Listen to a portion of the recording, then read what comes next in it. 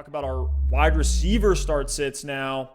We'll stick with the Eagles and talk Travis Fulgham, my guy, Fulgy. Your Still guy. played 90% of snaps in Week 10, but gave you a brutal 1 reception for 8 yards on 5 targets. Was his second game of his career that he didn't have a touchdown out of 6 total starts. He burned you. Travis Fulgham burned you with Dallas Goedert back, with Miles Sanders back.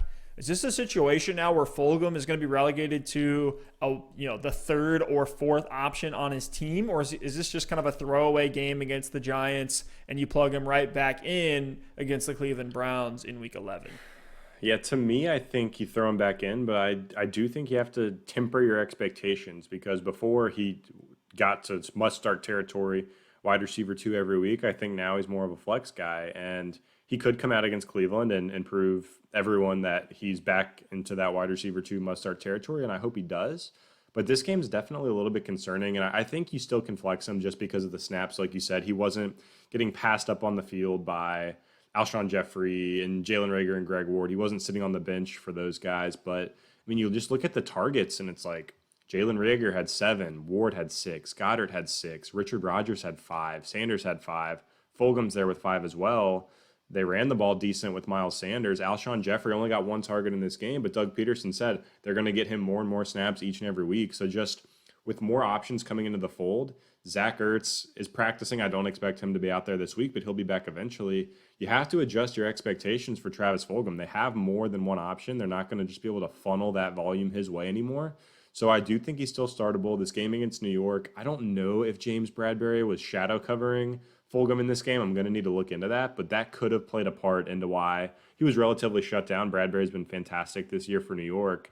So in a matchup against Cleveland, you start Fulgham, you stick with the process. If he burns you again, is where I think you really step back and say, okay, maybe I need to look at other options in my flex spot. After this Cleveland game, he has Seattle too. So I think Fulgham is a guy you do have to plug in. Yep. He's going to operate as the alpha X wide receiver. They'll move him into the slot at times. They move him all around the formation, and he led all the receivers in the amount of snaps that he played. Just didn't turn it out, from a production standpoint. If he catches, even just 4 of the balls thrown his way, I think he's going to do a lot with it at 6'2", 215. Now let's talk about DJ Chark, a guy that I feel like has been in this start-sit category every single week, was drafted much higher than you would think for a guy who's sitting at the wide receiver 32 on the year right now. I know he's dealt with injury, and he's had his bye week already, but a 9.6 fantasy point outing, 4 catches for 56 yards against Green Bay. Again, tough weather game. But against Pittsburgh in Week 11, is he a guy that you're going to want to start over any of the names that we've mentioned? Yeah, I'll start Chark. I'll start him over Fulgham this week. And I think against Pittsburgh, that matchup scares a lot of people. And honestly, that defense is going to chew up Jake Luton and spit him out. But Luton's looking Chark's way. I mean, 12 targets 2 weeks ago against Houston. Obviously had the huge game with the 73-yard touchdown. Last week, only 5 targets, but brought in 4 of them for 56 yards against the Packers. And the Steelers, if there's one way, they're definitely not getting beat on the ground. I expect them to score points on Jacksonville as well. So even if Luton is getting absolutely crushed back there in the pocket, I do still think that they're going to need to throw the ball. So I expect Chark to get his fair share of targets in this game, even if his catch rate is a little bit lower against a good defense. I think from a volume perspective, we could see Chark have a solid game. So I'm not banking on the Jaguars scoring a ton of points in this one. I'm not banking on a touchdown for Chark, but if he can give me 5-6 catches and 60-70 yards, I think I'm going to be happy with it in my flex spot. And if he happens to get maybe the 1 touchdown that Jacksonville scores in this game, he gives you that upside as well. He has burned you a few times this year. Some of that could have been Minshew going through some turmoil, but with Jake Luton in the lineup, I think that does actually help his floor, believe it or not, the gross as that is to say. Ugh. And Pittsburgh has actually been a decent matchup for wide receivers because their offense has been great, and those teams are going to have to air it out. 2 more here. First one is Jameson Crowder coming off the bye week in Week 10. A lot of people probably forgot about him. When these guys go by, they become quiet. But Crowder, from a points per game basis, has been absolutely phenomenal. He did come off, a rough outing against New England, only 10.6 fantasy points. with just 2 receptions for 26 yards, had the touchdown that Great saved you if you started him.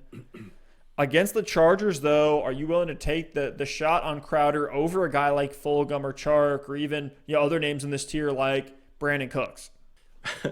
Jameson Crowder, I'm looking something up on the fly. He's averaging more points per game this year than Julio Jones, which is absolutely ridiculous. More than A.J. Brown, more than Thielen, more than Robinson. He's tied with Keenan Allen. It's Is insane. it because Flacco is elite? That is the question. No, stop with all that. But, man, I think PPR, high floor play. I know he only got the 2 receptions in his last game, but, I mean, against the Chargers where I expect Herbert to put up points, you can start Crowder. I know Perriman's back. Mims is coming on a little bit. But as that slot guy, I mean, Darnold loves locking in on him. I know he's out. Flacco's going to be in. I expect Flacco to lock in on him. I think you can start Crowder and hope for that 8 to 10 point baseline.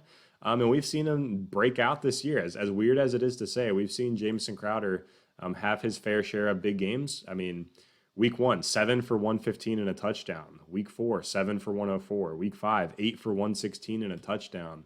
And even week 6, only 7 for 48, but he had 13 targets. So this is a guy who's typically getting a lot of targets. So again, at that flex spot, I think you can do a lot worse. I'd probably take Chark. Of the guys we talked about so far, I'd probably go Chark, Crowder, Fulgum. Interesting. I'd probably put Fulgum slightly ahead of Crowder. But last one here, a guy who's been really coming on since an injury and then a bye week, got eased in against Detroit in week 8. It's Michael Pittman, 59% of snaps in that game, 1 reception for 6 yards. You probably weren't starting him, though. And then since then, he's really been worked up to be the wide receiver 1 for the Colts. And it's something that's so gross about the Colts from a fantasy perspective is that they have a timeshare at pretty much every position. They have like 3 tight ends that are all relevant on different weeks. The running back is a 3-headed committee. And with their wide receivers, like T.Y. Hilton's had his games, but has been looking relatively washed. Zach Pascal is like a boom-bust guy. Michael Pittman, though, the last 2 games, 87 and 81% of snaps, 7 and 8 targets in both games, and is coming off a 19.2 PPR point outing against the Tennessee Titans.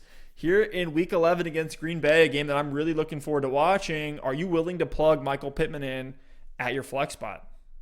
Oh, man. As a Colts fan, I think I'm willing. It's been great to see Pittman emerge. I mean, he's the number 1 on this team right now in terms of snaps, in terms of targets. He is the number 1. He's seeing more snaps and targets than even T.Y. Hilton. So I think you can plug him in. If you're going to plug in a Colts pass catcher, it's Michael Pittman. I am still trying to, wait. I'm trying to wait one more week. And it hurts me to say because the Packers could be a good matchup, especially if Jair Alexander misses this game. He's questionable right now because I expect the Colts to need to throw the ball against Green Bay.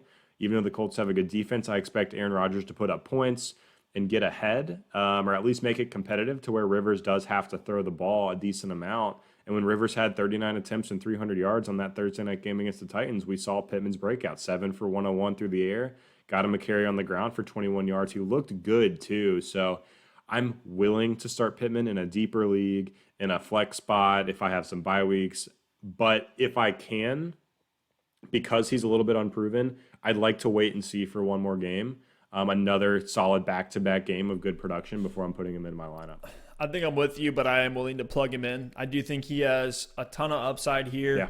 If you're asking the question, is Michael Pittman a guy that you need to start? You probably need to start him because your roster is hurting, in which case you grab Pittman off waivers. If you can afford to sit him, by all means do it and just keep him stashed.